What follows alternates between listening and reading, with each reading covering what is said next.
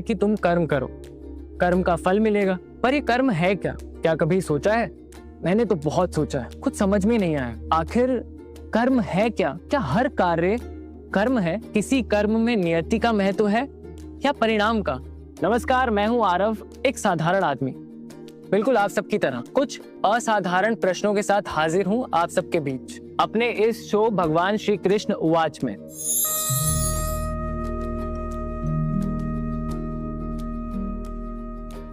कर्म केवल क्रिया नहीं, ये इच्छा है, भावना है और आत्मा की दिशा है। प्रभु, क्या हर कार्य कर्म है, चाहे वो स्वार्थ से किया गया हो या सेवा के लिए? केवल वह कर्म जो बिना आसक्ति धर्म के अनुसार किया गया हो वह श्रेष्ठ है। यदि तुम केवल फल की इच्छा से कर्म करते हो तो वो बंधन का कारण बनता है।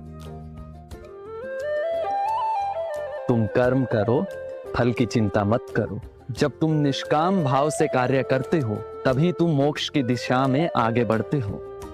फल तुम्हें मिलेगा पर उसका स्वरूप तुम्हें निर्धारित नहीं करना चाहिए, वह मेरा कार्य है। प्रभु, क्या सभी कर्म एक जैसे होते हैं? 3 प्रकार के कर्म हैं।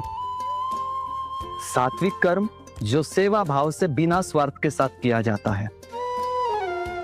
दूसरा है राजसिक कर्म जो इच्छा और लालसा से किया जाता है।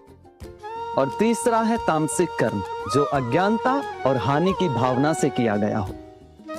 जो सात्विक कर्म है वही आत्मा को गति देते हैं। प्रभु, क्या कर्म ही मेरा धर्म है? हर आत्मा का धर्म कर्म से जुड़ा है। जब तुम अपने स्वधर्म के अनुसार निष्काम भाव से कार्य करते हो तब तुम परम धर्म की ओर बढ़ते हो और वही तुम्हें मोक्ष के द्वार तक ले जाता है।